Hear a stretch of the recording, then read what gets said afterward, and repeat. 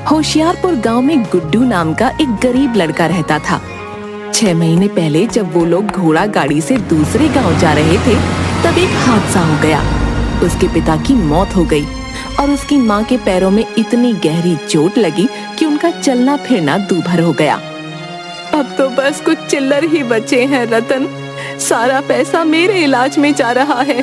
घर में खाने तक के पैसे नहीं हैं। तो मुझे मार डाल, इस बीमार माँ से छुट्टी पा। माँ, ये आप क्या कह रही हो? बस आप ही तो मेरा परिवार हो। आपको कुछ हो गया तो मैं कैसे रहूंगा? बेटा, फिर हम गुजारा कैसे करेंगे? मैं भी अपाहिज बनकर तुझ पर बोझ बन गई हूँ। माँ, ऐसा कुछ ना कहो। मुझे कुछ समझ नहीं आ रहा। आप ही कोई तरीका सोचिए ना। बेटा, तू एक काम कर। तू खाना बहुत अच्छा बनाता है, तो गांव में खाने की दुकान शुरू कर ले। अरे माँ, पर इतना सब कुछ रोज रोज बहुत महंगा पड़ेगा। और वैसे भी मेरा बनाया खाना आपको ही पसंद है, बाकी लोगों का पता नहीं। नहीं बेटा, मेरी उम्र निकल गई है। जानती हूँ कि तेरे हाथों में जादू है। तो फिर पीछे जो थोड़ी जगह है, अभी के लिए सब्जियाँ बेचने का काम शुरू कर दे। कुछ बचत होगी तो काम बढ़ा लेना। हाँ माँ, ये बहुत अच्छा तरीका है। फिर तो मैं कल से ही काम करना शुरू कर दूंगा। सब्जी ले लो भाई, सब्जी बिल्कुल ताजी है।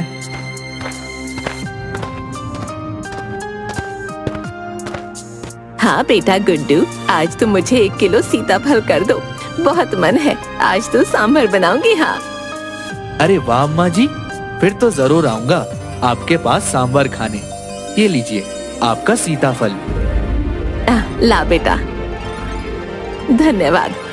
सब्जी बेचकर गुड्डू के पास जो भी पैसे आते, उन पैसों से गुड्डू के घर का खर्च निकल जाता। एक दिन सुबह सुबह गुड्डू सब्जी बेचने निकल ही रहा था। माँ, मैं सब्जी बेचने जा रहा हूँ। मैंने आपके लिए खाना बना दिया है और मैं जल्दी ही आ जाऊंगा। बेटा, आज मेरे पैर और कमर में बहुत जोरों का दर्द हो रहा है। मुझे लगता है कि आज तो बड़े वैद्य जी के पास चलना ही पड़ेगा। ठीक है माँ, मैं तुम्हें ले चलता हूँ। पर बेटा, वो इलाज के लिए तो बहुत ज्यादा पैसे मांगेंगे।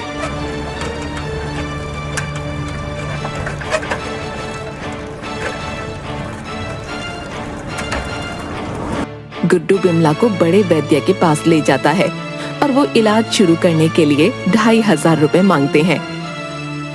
ठीक है वैद्य जी, मैं पैसों का इंतजाम कर लूंगा, पर आप मेरी माँ का इलाज जल्द से जल्द शुरू कर दीजिएगा।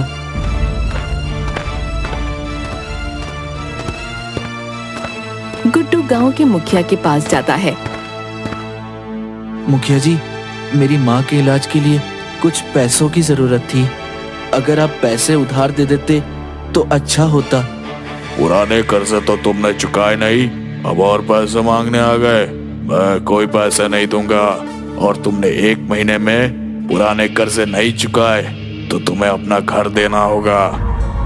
देरी के लिए माफी चाहता हूँ मुखिया जी, जल्दी आपके सारे पैसे लौटा दूंगा। गुड्डू वहाँ से निकल गया और उसने दूसरे लोगों से भी मदद मांगी, लेकिन सब जानते थे कि गुड्डू कमाता नहीं है, तो पैसे कहाँ से वापस देगा। इसलिए किसी ने उसकी मदद नहीं की। माँ, मैं किसी काम का नहीं हूँ।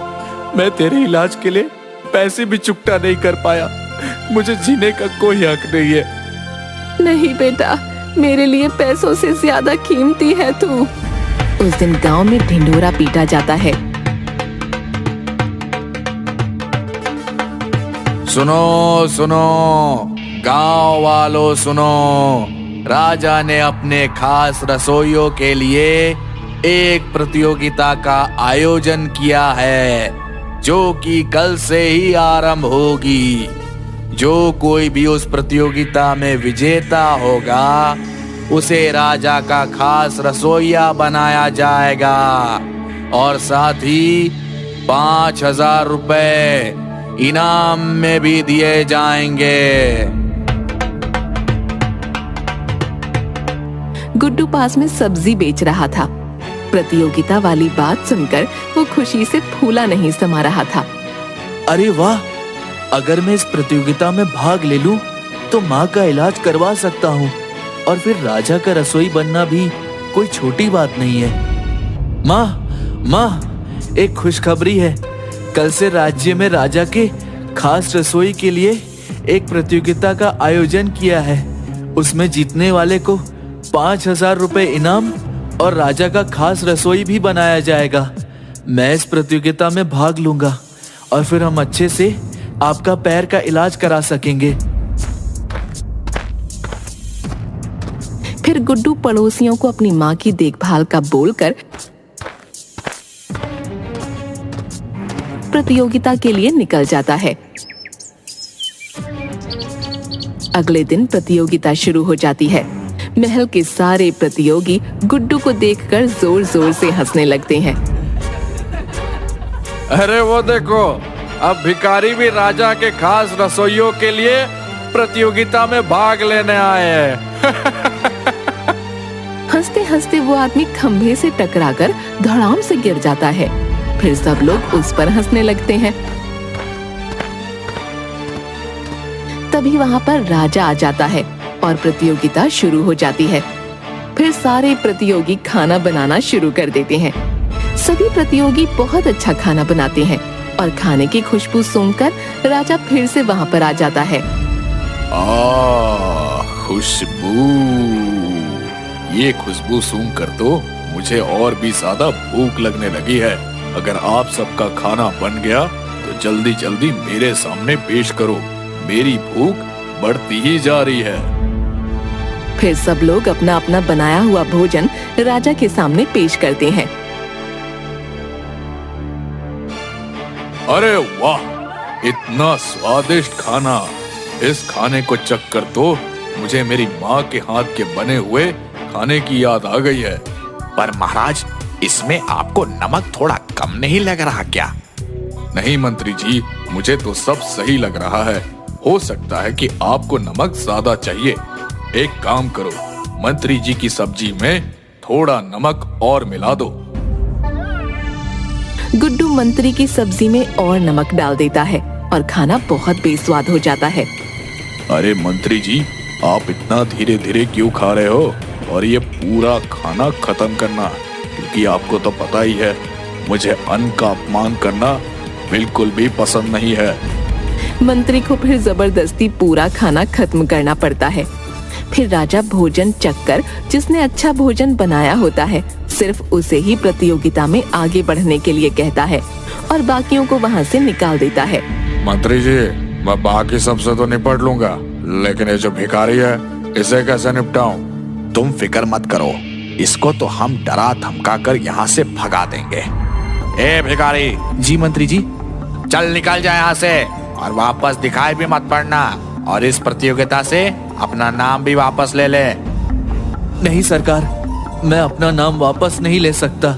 मुझे प्रतियोगिता के पैसे से अपनी माँ का इलाज करवाना है। तू मुझे बता कि तुझे कितने पैसे चाहिए, मैं तुझे माला माल कर दूंगा, पर इस प्रतियोगिता से अपना नाम वापस ले ले। नहीं सरकार, मैं अपनी माँ से वादा करके आया हूँ और मुझे मुफ्त के पैसे नहीं चाहिए। अब तो चाहे जो हो जाए, मैं अपना नाम वापस नहीं लूंगा।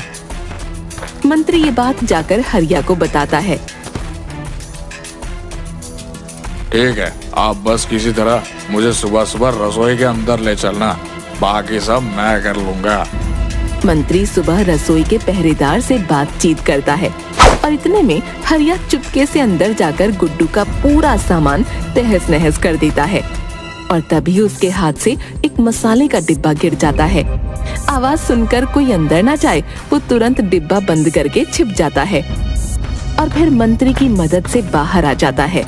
प्रतियोगियों, आज मुझे कुछ अच्छा और कुछ अलग खाना खाने का मन कर रहा है। देखते हैं आप सभी में से कौन मेरी भूख को शांत कर पाएगा।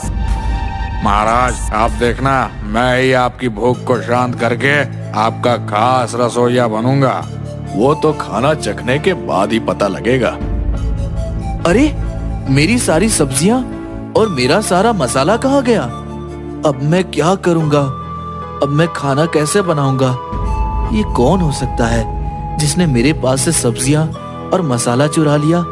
अगर मैं हार गया तो माँ को क्या जवाब दूंगा? उनका इलाज कैसे कराऊंगा? अरे महाराज भी आने वाले हैं, मैं क्या करूं? वो बाकी लोगों से थोड़ा थोड़ा सामान मांगता है, लेकिन कोई उसे कुछ नहीं देता।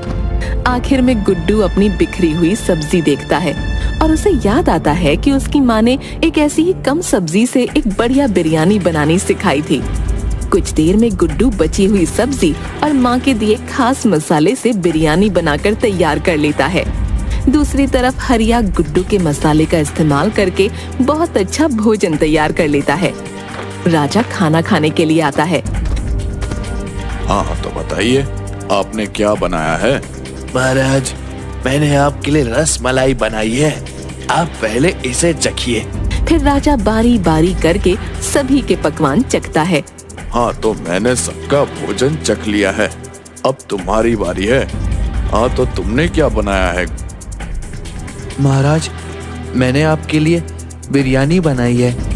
और राजा के सामने पेश कर देता है। इसकी तो खुशबू नहीं, मेरा दिल खुश कर दिया है। मैं जल्दी में चख कर देखता हूँ कि बिरयानी बनी कैसे है। हाँ तो अब मैं विजेता घोषित कर सकता हूँ। मुझे इन सब में से हरिया के हाथ का बनाया भोजन बहुत ही ज्यादा स्वादिष्ट लगा है। अचानक राजा के पेट में बहुत जोर का दर्द होने लगता है। अरे ये मेरे पेट में दर्द क्यों हो रहा है? अरे राम जी बचाओ! हाय मर गया, ये कैसा दर्द है? अरे महाराज, क्या हुआ आपको? पता नहीं महामंत्री, अचानक मेरे पेट में बहुत जोर से दर्द होने लग गया है। आप इतना खाना खाओगे तो पेट में तो दर्द होगा ही। क्या क्या कहा नमक हराम? मैं रोज इतना खाना खाता हूँ। मेरा मतलब है कि हो सकता है कि आपके खाने में कुछ ऐसा गया हो जिससे आपके पेट में दर्द हो रहा है।